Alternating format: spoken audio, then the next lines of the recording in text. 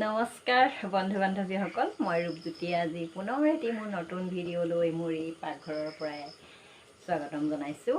আৰু যিহেতু আজি কিয় এই ভিডিঅ'টো বনালোঁ, যিহেতু আমাৰ ঘৰত পথাৰত কঠীয়া লগাই আজৰি হ'লোঁ আৰু তাকে কয় খেতি উঠা। আৰু সকলোৰে হয়তো এইটো নিয়ম আছে, খেতি উঠাৰ পিছত কিবা এটা ঘৰত অকণমান ভালকৈ খাবৰ মন যায়। আৰু ঠিক তেনেকৈ আজি আমাৰ ঘৰতো খেতি উঠা খোৱাৰ আয়োজন কৰিছিলোঁ। বৰ বিশেষ একো নহয়, ল'ৰাটোৱে বহুদিনৰ পৰা কৈ আছিলে ৰুটি খাম বুলি, আৰু সেয়েহে আজি ৰুটি খাবৰ কাৰণে যোগাৰ কৰিছোঁ। আৰু এয়া মই পাকঘৰত ব্ৰইলাৰ মাংসৰ সৈতে কেনেকৈ ৰান্ধিলোঁ আৰু কেনেকৈ খালোঁ তাকে আজি আপোনালোকক অকণমান দেখাবলৈ চেষ্টা কৰিম। এয়াই হৈছে আমাৰ খেতি উঠা। তো বন্ধু বান্ধৱীসকল, আপোনালোকে বাৰু এই খেতি উঠা পালন কৰে নে নকৰে? মোৰ ভিডিঅ'টো চাই যিসকলে কৰে কমেণ্ট এটা কৰিবলৈ নাপাহৰিব। তো বাই বাই। মই কেনেকৈ আজি ৰান্ধিলোঁ তাকে আপোনালোকক দেখাবলৈ চেষ্টা কৰিম। ভিডিঅ'টো শেষলৈকে চাব, লাইক কৰিব, কমেণ্ট কৰিব আৰু বন্ধুবৰ্গলৈ শ্বেয়াৰ কৰি দিব।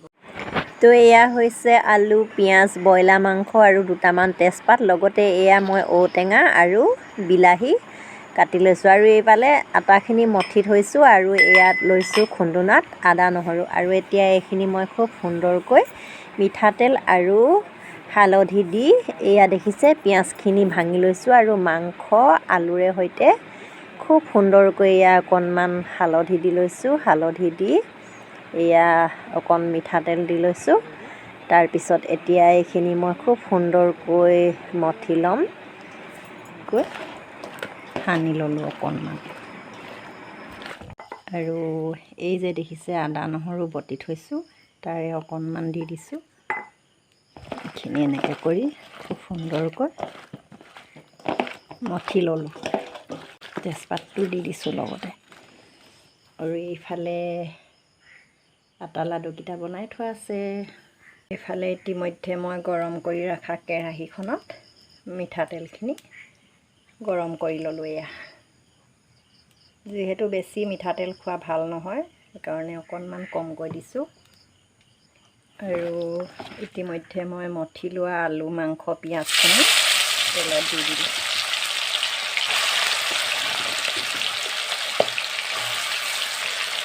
আৰু এয়া পাৰখনি মই খুব সুন্দৰকৈ মাংস আৰু আলুখিনি পিঁয়াজৰ সৈতে লৰাই দিছোঁ।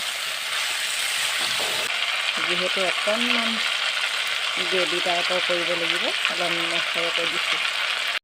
আৰু অকণমান সময়ৰ কাৰণে ঢাকনখন লগাই দিলোঁ। যিহেতু ভাজিখিনিত দিবৰ কাৰণে গৰম পানী লাগিব, আৰু এইটো ইয়াতে বহাই দিলোঁ। পানীখিনি গৰম কৰি ল'লোঁ। বন্ধু বান্ধৱীসকল, এইয়া আলু, মাংস, পিঁয়াজ খুব সুন্দৰকৈ সিজি গৈছে। আৰু এইফালে দেখিছে এয়া ঔটেঙা কুটি ৰাখিছিলোঁ। এতিয়া ঔটেঙাকেইডোখৰ দি দিম। যিহেতু এতিয়া ঔটেঙাৰে ছিজন হৈছে, কুমলীয়া ঔটেঙা গছত ডাল ভৰি ভৰি লাগিছে। সৰু সৰু ঔটেঙা যিহেতু তলত পৰি পৰে, আৰু এই ঔটেঙাবোৰ এতিয়া মাছ, মাংস যিকোনো দালিৰ লগত আপুনি জুতি কৰি খাবলৈ খুব ভাল। আৰু ঔটেঙা যিহেতু যিসকলৰ চুগাৰ প্ৰব্লেম আছে সেইসকলৰ কাৰণেও খুব ভাল। সেয়েহে মই ঔটেঙা প্ৰায় খাই থাকোঁ, যিহেতু মোৰ চুগাৰ প্ৰব্লেম হৈছিল। এতিয়া আকৌ অকণমান সময়ৰ কাৰণে ঢাকি ৰাখিম।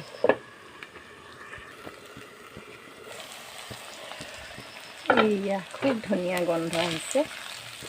যিহেতু মই দোকানৰ মছলা, মানে পেকেট মছলা ইমান আমি নাখাওঁ, আদা নহৰু পিঁয়াজৰ বাদে। আৰু এতিয়া এয়া দেখিছে কাটি ৰখা বিলাহী কেইটুকুৰা ইয়াতে দি দিছোঁ। খুব সুন্দৰকৈ অকণ সময় লৰাই দিম। আৰু ইতিমধ্যে এয়া মই গৰম কৰি ৰখা পানী, উতলাই ৰখা পানীখিনি চব্জিখিনিত ঢালি দিলোঁ। বাহ, গন্ধ কিন্তু মাৰিছে আৰু দেই। আৰু দুটা তেজপাত ৰাখি থৈছিলোঁ, দি দিলোঁ। এইকণ দি ধুনীয়াকৈ ঢাকনখন লগাই দিম। আৰু অলপ পিছতে আমাৰ খেতি উঠা ৰেডি।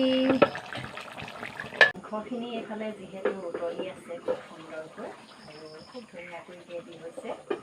আৰু এইফালে মই ইয়াক দেখিছে এয়া লাডুকেইটা মঠি থোৱা আছে। আৰু এইকেইটা এতিয়া এইডাল কি দেখিছে, এইডালে এতিয়া মই এনেকৈ কৰি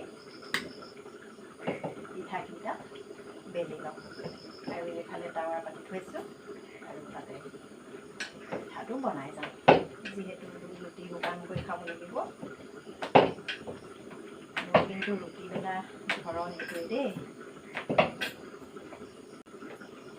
এয়া চাউলেই খাম। আৰু আপোনালোকৰ ঘৰত বাৰু কাৰ কাৰ এনেধৰণৰ লাইটা আছে, যিটো অনলাইনত দিয়া হয়।